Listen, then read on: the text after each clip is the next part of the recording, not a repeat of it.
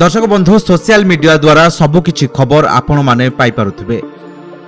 आपण माने समस्त वीडियो माध्यम रे जानि परिबे राम को नै आसीथिबा किछि खबर। राम एबे होइछन्ते प्रधानमंत्री। अयोध्यार राम मंदिर प्रतिष्ठा हेबा समय रे सेठारे राम भूमिका रे अभिनय करिथिबा राम सीता लक्ष्मण एवं अन्य समस्ते जोग दैथिले। सेठाकु राम सीता को निमंत्रण करा जायथिला। आ एबे राम को नै किछि खबर आसीछि जहा आपण माने वीडियो माध्यम रे जानि परिबे। अयोध्या जाई चर्चा रे थिले राम। आ एबे दर्शकों को देले खुशी खबर। नुआ भूमिका रे आसीबे बड़ पर्दा को। ए अभिनेता जनक तांको अभिनय द्वारा समस्तक मन किणी नैथिले। एबे पुणी ए अभिनेता को दर्शक देखिबे।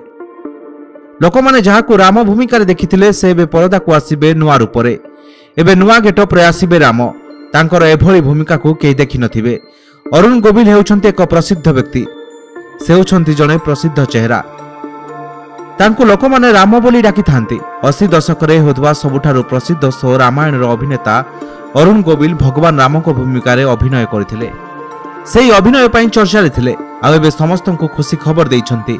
तांकर अभिनय देखिबाकू समस्ते बहुत पसंद करंती। आ एबे से एक नुआ रूप रे अभिनय करिसन्ती। अरुण गोविल को अभिनीत नुआ फिल्म आसीबाकू जाउछि, जहाकू नै समस्ते खुशी अछन्ती। तांको आगामी फिल्म रे से प्रधानमंत्री नरेंद्र मोदी को भूमिका रे अभिनय करिवे। ए फिल्म फेब्रुआरी 23 रे रिलीज हेबाकू जाउछि। एबे अरुण को एभली भूमिका को नै चर्चा होउछि। ए फिल्म रे अनेक कलाकार मध्य अभिनय करिसन्ती।